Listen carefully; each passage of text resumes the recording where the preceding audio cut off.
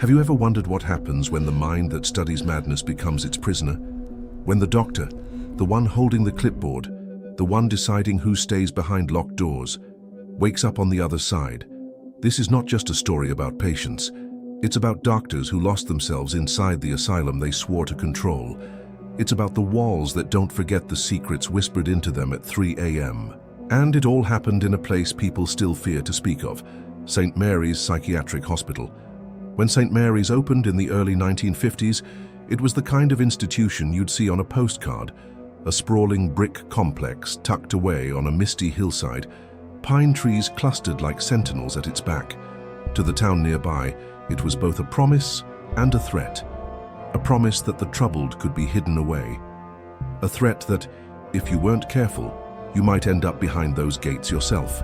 Inside, St. Mary's was a world of heavy, iron-bound doors, perpetually flickering hallway lights that cast dancing shadows, and the faint, unsettling hum of old radiators that never quite managed to chase the pervasive dampness from the walls.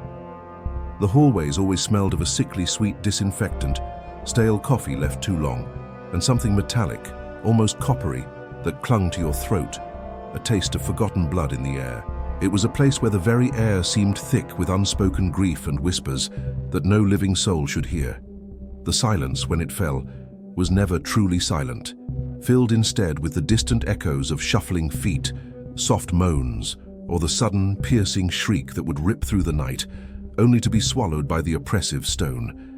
One man, Dr. Jonathan Reed, stood at the chilling heart of it all. Reed was tall and wiry, with a gaunt face and eyes that held unnerving, unblinking intensity.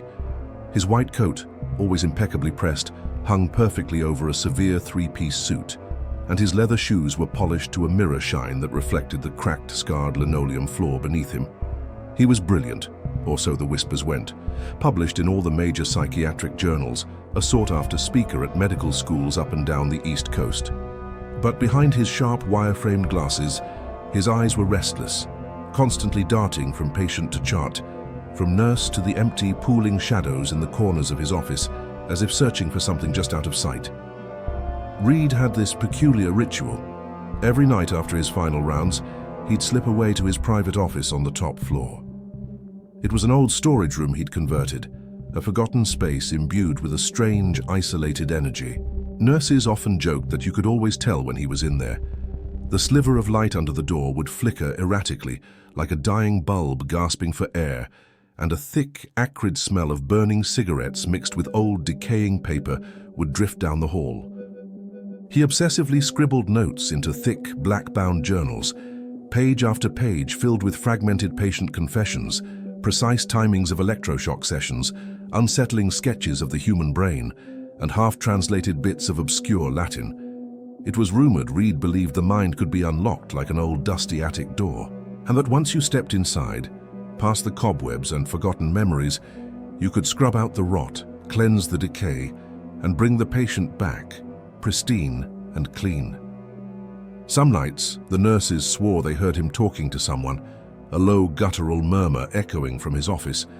But no one was ever there when they checked. They'd find half-drunk coffee mugs lined up on his desk, each one meticulously labeled with a name from his patient roster.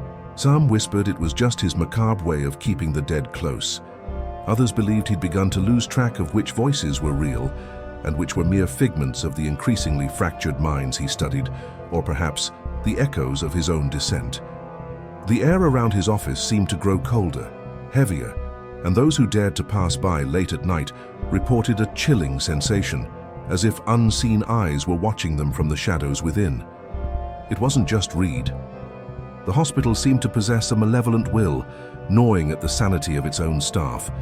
Dr. Adrian Moore was a stark contrast to Reed, younger, fresh out of residency, with crisp shirt sleeves perpetually rolled up to the elbow and hair always perfectly combed to the side. Patients were drawn to him because he genuinely listened, his empathetic gaze a rare comfort in that desolate place. Nurses respected him because he didn't yell when things inevitably went wrong, maintaining a quiet composure. But Moore, too, developed a habit. Every night after his rounds, he would stand by the window of the isolation ward, staring intently at the desolate courtyard below. He did this even when the fog was so impossibly thick you couldn't even see your own reflection in the cold glass. They say he'd stand there for hours, his lips moving silently, then muttering, "I see them. I see all of them." The patients on the ward, their eyes wide and unblinking in the dim light, claimed he'd leaned so close to the window that his breath would leave a shape, not a foggy circle, but distinct, distorted letters. Some even swore they saw their own names scrawled there, backwards in the condensation on the glass, as if a spectral hand had traced them. The orderlies initially laughed it off. A good doctor succumbing to the hospital's strange influence? Unbelievable. But then Moore started locking his office door from the inside, refusing to answer when they knocked. When they finally forced it open, a chilling silence hung in the air. They found him curled up under his own desk, his fingernails bitten raw and bloody, whispering patient numbers over and over like a desperate, broken rosary. His once bright eyes were now vacant, mirroring the emptiness of the patients he so diligently tried to help. It was as if the endless confessions and the silent screams of the isolation ward had finally seeped into his very soul, claiming him as its own. It's hard to say what truly broke them. Maybe it was the sheer weight of the patient's suffering, the endless fragmented confessions, the blood-curdling screaming in the middle of the night, the unspeakable things people see when the mind slips just a little too far, never to return. Or maybe it was St. Mary's itself. Nurses would swear the very building made guttural groaning noises when the wind picked up, a mournful lament echoing through its cavernous halls. Vents breathed out chilling whispers, the faint, disembodied voices seeming to come from nowhere and everywhere at once. Doors would creak open by themselves slowly, agonizingly revealing only darkness beyond. And sometimes, God help you, you'd hear the distant, ethereal echo of a voice calling your name from the old derelict hydrotherapy wing, a place long abandoned, but still retaining a sinister presence. One patient, Walter King, was a particularly tragic case. He was a former physician himself, once a respected colleague of Dr. Reed, in fact. Walter initially came to St. Mary's voluntarily, seeking refuge when he realized he could no longer trust his own memories.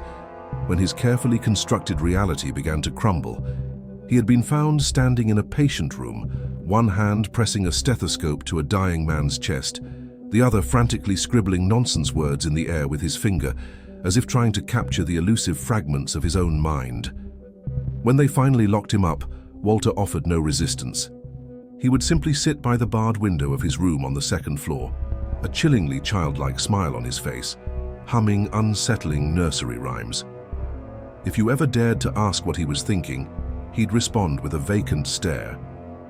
We're all the same now. Doctors, patients, same sickness, same cure. A chilling prophecy from a man who had seen too much. One night, a young nurse named Clara was assigned to watch Walter's room. She was new, barely 23. Her bright red hair pulled into a loose, somewhat messy bun, her eyes always darting nervously at the ceiling whenever she pushed the medicine cart, as if expecting something to drop from above. She cautiously peeked through the door's small wire-reinforced glass slot and saw Walter sitting cross-legged on the cold, cracked tile floor, writing something with his own blood. A primal scream caught in her throat. She immediately called for help, her voice trembling, but by the time the orderlies arrived, their footsteps heavy and urgent, Walter was gone. Not dead, just gone. No one saw him leave. No windows were broken, no doors forced. Some still say he's there, somewhere in the very walls of St. Mary's, humming to himself, waiting. Then there was Dr. Lillian Pierce. She was different. Stern, with a rigidly straight back, a woman whose mere words could send a shiver through a room, capable of freezing the very air. Patients were utterly terrified of her deceptively calm voice, the way she would ask the most horrific, intimate questions in a tone as gentle as soothing, as a mother reading a bedtime story. But what they didn't know was that Lillian also kept journals. And in those journals, she recorded not just the verbatim words of her patients, but what she chillingly claimed they made her feel. Their madness, their despair, their deepest terrors. She absorbed it all. There's a persistent rumor, one of those deeply unsettling stories that defy logic but refuse to die, that Pierce kept a secret room in the deepest part of the basement, somewhere near the old, forgotten morgue. A tiny, windowless room with a single rusted metal chair, equipped with thick leather restraints, and a mirror that wasn't quite a mirror. They say she'd sit in that chair when the cacophony of her own mind grew too loud, too unbearable. She would strap herself down, binding her limbs to the cold metal, and stare into her own reflection until she saw someone else staring back. A twisted, distorted version of herself, or perhaps the manifestation of the madness she so intently studied. When they finally found her, the air in the room was thick with a metallic stench and a palpable sense of dread. She was strapped in tight, her eyes open so wide they looked frozen, staring blankly ahead. She had bitten through her own tongue in a desperate, gruesome attempt to stay awake, to resist whatever horrifying entity had consumed her. On the wall behind her, scrawled in sloppy crimson strokes, she had written a single chilling question. Who is the patient now? The words seemed to vibrate with a silent scream, a final, horrifying realization. It's been decades since St. Mary's reluctantly closed its doors. The state eventually stepped in, moving the last remaining patients to newer, ostensibly cleaner facilities. The sprawling brick buildings, once a symbol of twisted care, fell into desolate ruin. Thick, thorny vines now crawl relentlessly up the decaying walls, and splintered boards are nailed haphazardly over broken, gaping windows. But even now, with the sun long set, no one, not even the most hardened thrill-seekers, dares to stay there after dark. Paranormal investigation teams, armed with their sophisticated cameras and fancy equipment, occasionally sneak in. Some emerge laughing, dismissing it all as a hoax, but others come out pale, their eyes darting wildly like trapped rats in a maze, their laughter replaced by a haunted, unnerving silence. They say if you stand by the old administrative wing long enough, especially when the twilight fades to black, you'll begin to see shadows in the hallway, elusive figures in stark white lab coats, pacing endlessly from one ruined room to another, perpetually scribbling notes on spectral clipboards that crumble into dust when you reach out to touch them. Sometimes, if the fog rolls in thick enough, swirling around the dilapidated structures, you'll hear a voice, tired, hoarse, but unsettlingly calm, asking, "How do you feel today? Do you know who you are?" It's a question that echoes through the empty corridors, a chilling reminder of the twisted experiments that once took place within. There's an old, forgotten box of patient files, the ones they never bothered to burn, tucked away in the deepest recesses of the archives.